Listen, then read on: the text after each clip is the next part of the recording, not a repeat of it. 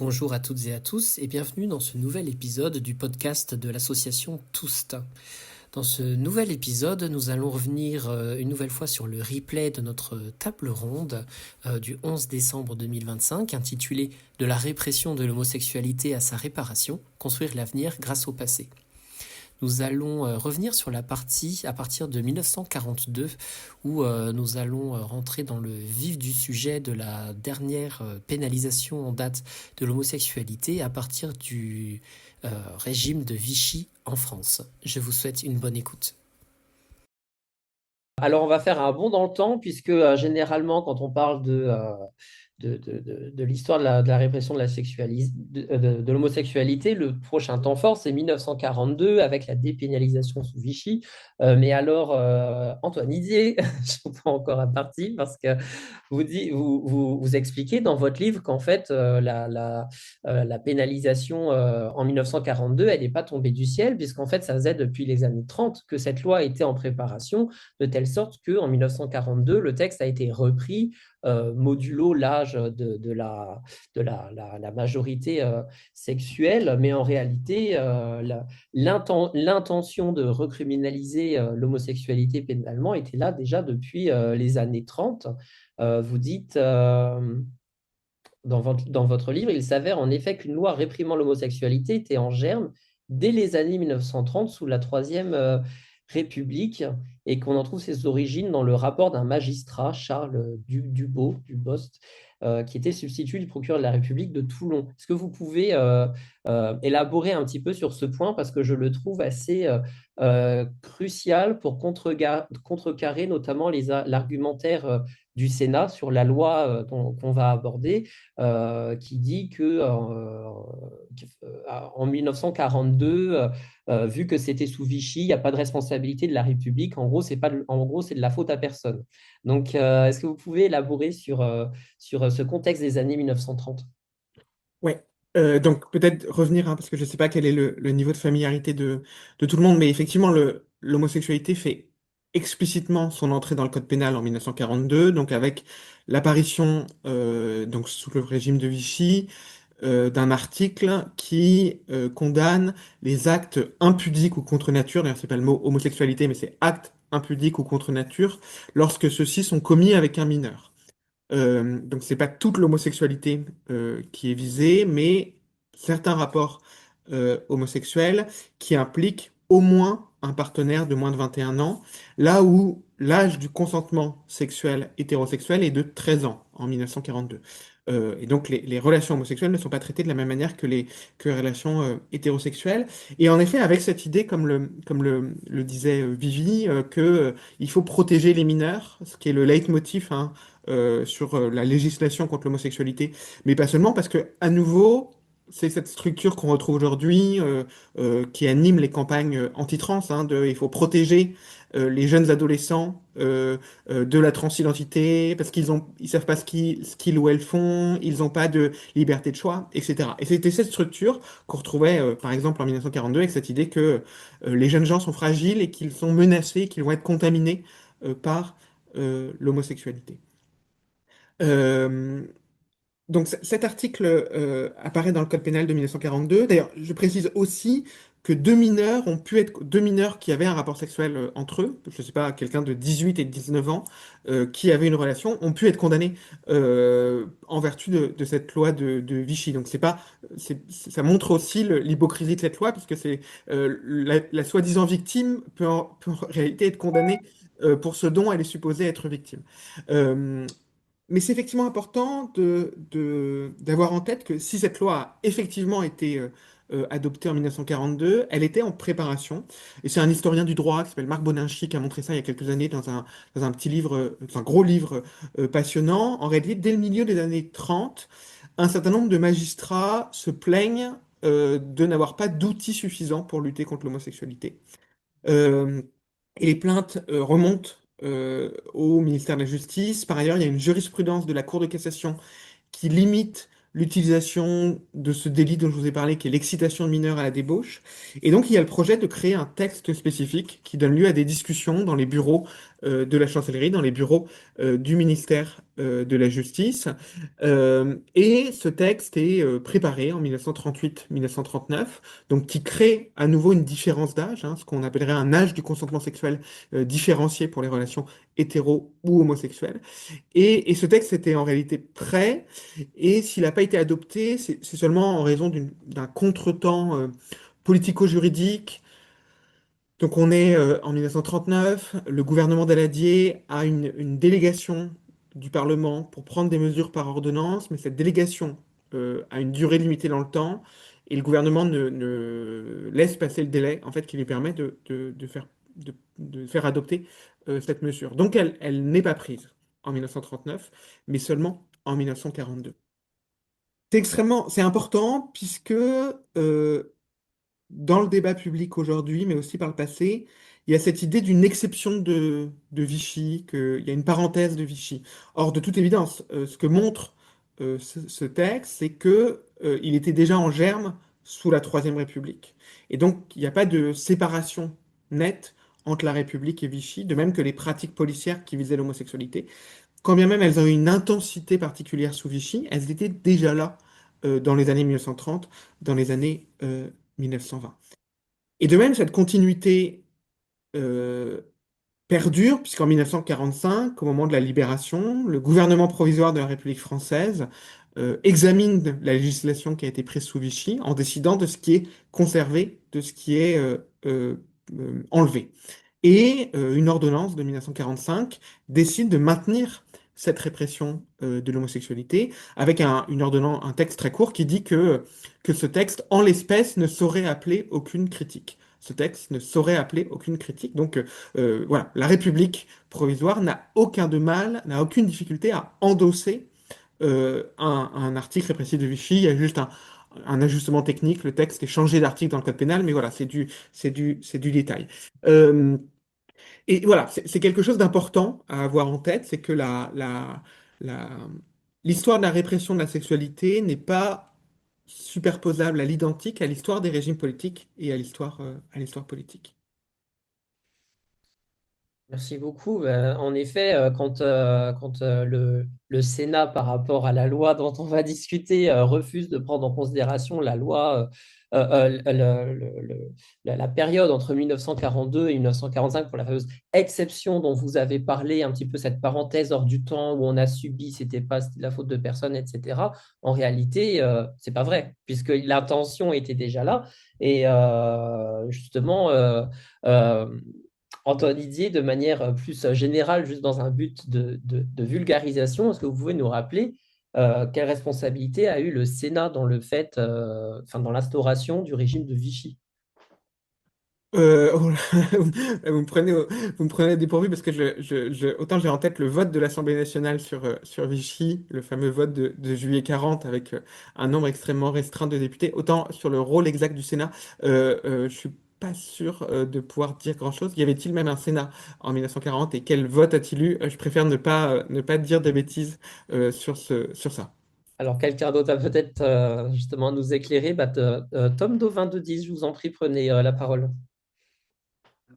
Oui, bonjour. En fait, c'est pas vraiment pour un éclairage, c'est justement parce que j'ai une question en fait à poser. Allez-y. Oui. Avant, peut-être vous voulez que je me présente un peu ou... Oui, si vous pouvez vous présenter rapidement, s'il vous plaît. Bien sûr. Alors voilà, donc moi je m'appelle Tom Dauvin de Dize. Je suis dans le milieu associatif, mais là aujourd'hui je suis là en tant que citoyen. Mais dans le milieu associatif, je suis adhérent à l'association Contact.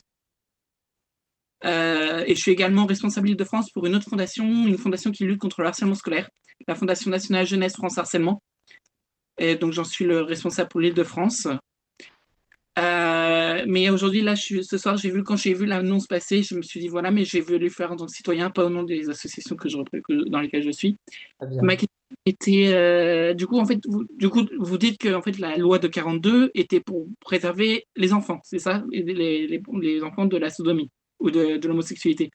Mais du coup, en fait, ça fait que en soi, les homosexuels entre donc les arrestations, les répressions contre les homosexuels n'avaient aucune base légale vu que la loi était pour protéger les mineurs, il n'y avait pas de loi qui disait faut arrêter les homosexuels. C'est ce que je comprends de ce C'est qui a ça. été dit. L'homosexualité en tant que telle n'a jamais été visée par le code pénal.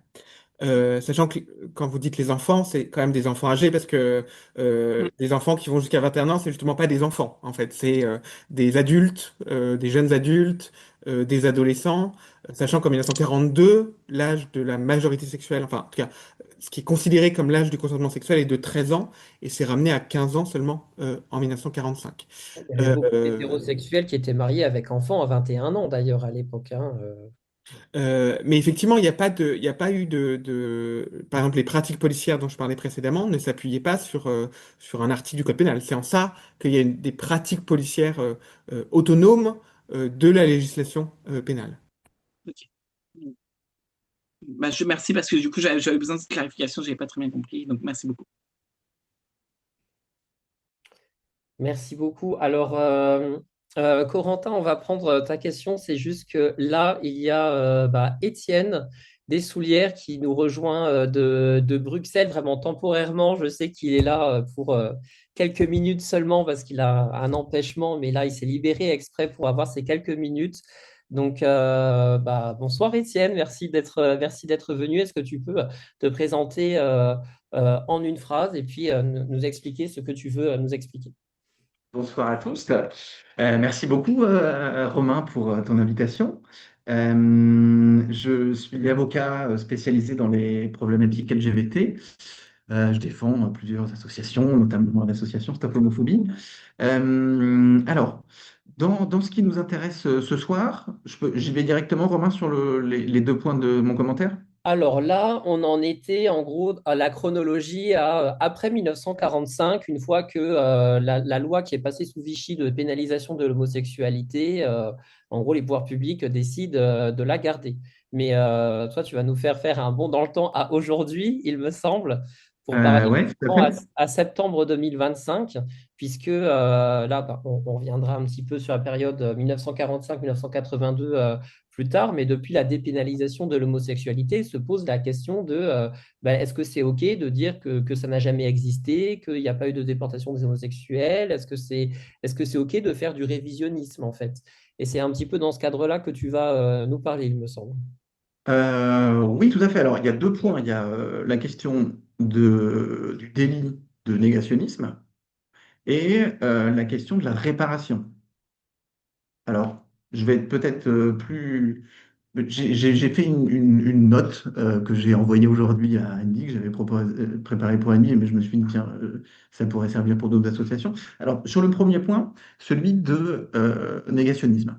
C'est une infraction qui est relativement compliquée, hein, parmi les infractions de presse, c'est-à-dire les infractions qui sont définies dans la loi de 1881 sur la liberté de la presse et qui vont limiter en réalité la liberté de la presse. La France a choisi un mécanisme un peu particulier, en plus des infractions de presse classiques, d'interdire les propos qui visent à nier ou à minimiser les actes de crimes contre l'humanité tels que définis par le statut de Nuremberg, statut qui a été institué après la Seconde Guerre mondiale pour juger les nazis, et crimes également commis par les nazis.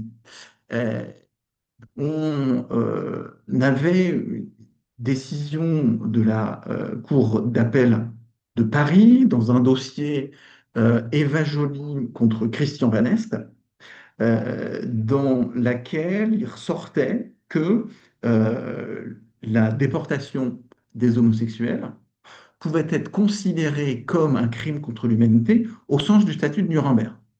Donc nous, quand on a lu les propos d'Éric Zemmour qui disait la déportation des homosexuels français pendant la Seconde Guerre mondiale est une légende, dans son livre qui s'appelle La France n'a pas dit son dernier mot, on, on s'est dit, ben voilà, il y a une infraction de presse, il y a une négation de la déportation des homosexuels, donc on attaque.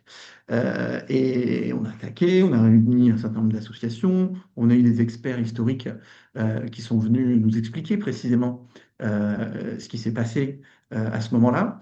La déportation des homosexuels pendant la Seconde Guerre mondiale, il y a une historiographie qui est assez complexe. Alors, je pense qu'Antoine Hillier pourra en parler beaucoup mieux que moi, mais le problème, c'est qu'il y a eu un premier rapport qui est sorti à la fin des années 90, qui était pas bien fait. Il a fallu que des chercheurs fassent un véritable travail de dépouillage des archives pour qu'on arrive en fait à un état des connaissances scientifiques sur ce domaine-là, seulement avec la parution d'un livre en 2018. C'est quand même extrêmement tardif.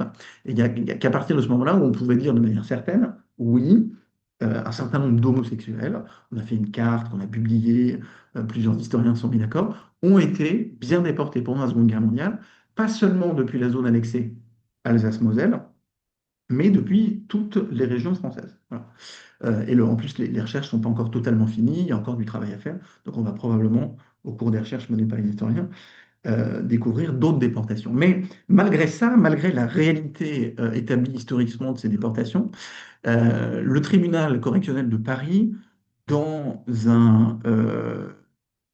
peut-être que Antoine peut répondre à la question de Vivi. Malgré la réalité de ces déportations, le tribunal correctionnel de Paris n'a pas considéré qu'il y avait le délit de négationnisme, que le délit de négationnisme était caractérisé parce qu'ils ont considéré que le statut de Nuremberg ne visait pas à condamner des actes consistant à déporter les homosexuels. Voilà. Donc, nous, ce n'est pas notre point de vue, ce n'est pas le point de vue de la Cour d'appel de Paris, donc on a quand même un bon allié dans cette affaire. Et ils nous ont dit ça parce que eux, ils considèrent que une déportation ne peut être prise en compte que si elle a été réalisée pour des raisons raciales, religieuses ou politiques. Or, si on lit la décision qui a été prise par le tribunal de Nuremberg, il y a des nazis qui se sont fait condamner pour avoir organisé le travail obligatoire, donc la déportation aux fins de travail obligatoire de la France vers l'Allemagne. Or, la déportation aux fins de travail obligatoire, c'est ni politique, ni religieux, ni racial. Voilà. Oui, tout à fait, c'est celui-ci.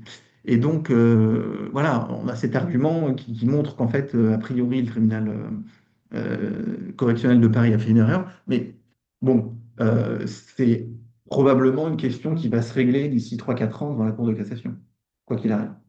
Donc aujourd'hui, je suis pas forcément très à l'aise avec cette proposition législative d'étendre l'incrimination à la déportation des homosexuels, parce que moi je considère que l'incrimination existante condamne déjà. Le vol est déjà condamné par la loi pénale, pas la peine de prévoir une nouvelle infraction qui condamne le vol à caractère homophobe. Voilà. Donc ça, c'est notre position sur le premier sujet. Et sur le deuxième sujet, peut-être pour être plus bref, en fait, je pense qu'il est important que le mouvement euh, LGBT s'inscrivent dans un mouvement plus large, un mouvement mondial, qui vise à la réparation des actes violents qui ont été mis par l'État contre les personnes racisées, contre les esclaves, contre les personnes handicapées, contre les personnes transgenres. Il y a eu des procès de personnes transgenres contre les États dans d'autres pays européens. Et disent, c'est inadmissible que nos États nous aient pénalisés du simple fait de notre existence jusqu'en France en 1980. On doit pouvoir engager la responsabilité de l'État du fait de cette pénalisation. Alors, j'ai fait toute une note, c'est un peu complexe, parce qu'il y a différentes périodes historiques, il y a des textes qui sont venus s'appliquer, notre constitution a changé, enfin, ce serait trop long de faire, c'est un peu technique ici. Mais l'idée finale, c'est qu'on devrait probablement pouvoir arriver, malgré l'écoulement du temps et donc la prescription de certains faits, à une réparation symbolique si on attaque l'État français devant le Conseil d'État. Voilà. Je dirais juste ça. Donc, je pense que la loi, ça c'est un petit mot pour Andy, mais je lui explicite beaucoup mieux dans la note que je lui ai adressée. Je pense que la loi doit laisser de la place à cette initiative des associations LGBT.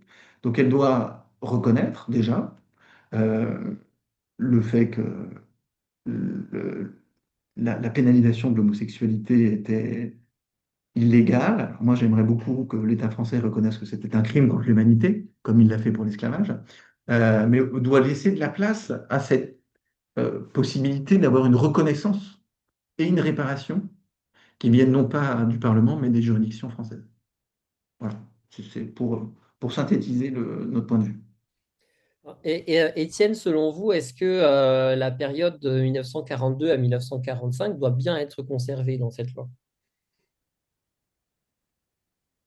dans Dans cette la loi loi de sur défense? les réparations, Oui. euh, oui, oui, oui, oui, tout à fait. Oui, il n'y Euh, a pas de raison d'exclure cette période-là. Ouais. oui, oui, on est bien d'accord.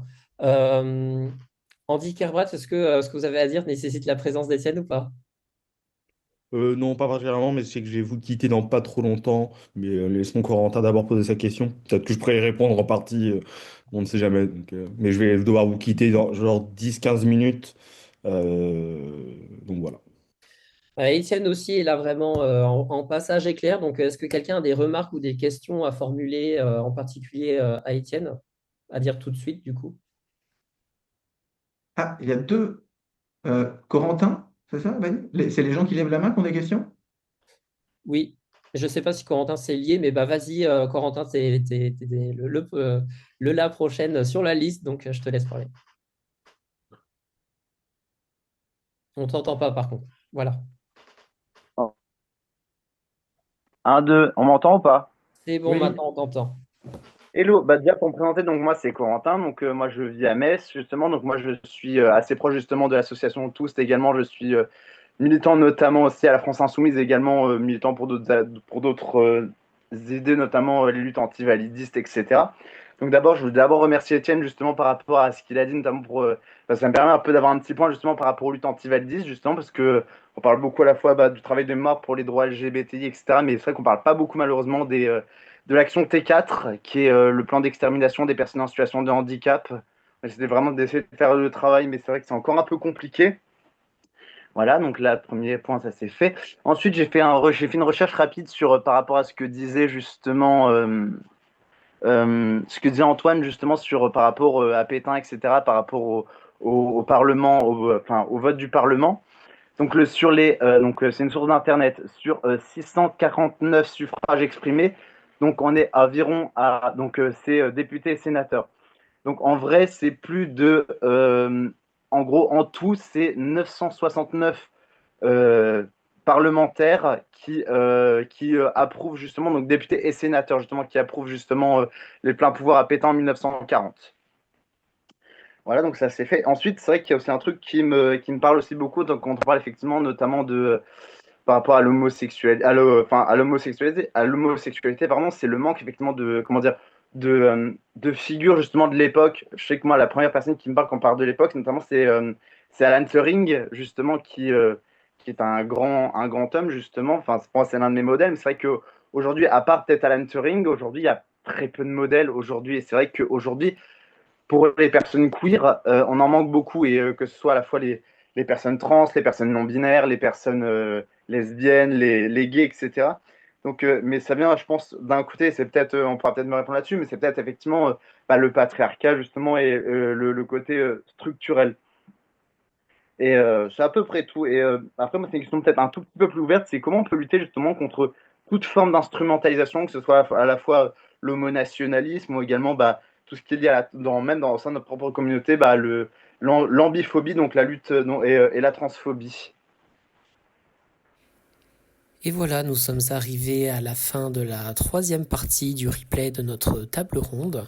Dans l'épisode 4, nous reviendrons ensemble sur la partie de la table ronde qui a porté sur les grandes oubliées de la loi réparation qui est en cours d'examen par l'Assemblée nationale et le Sénat en France au moment d'enregistrement de cet épisode. Les intervenants de cette table ronde sont intervenus totalement gratuitement, donc une cagnotte est mise en place dont le lien est disponible en description de cet épisode afin de compter sur vos dons pour pouvoir les indemniser pour leur travail extraordinaire. Merci beaucoup.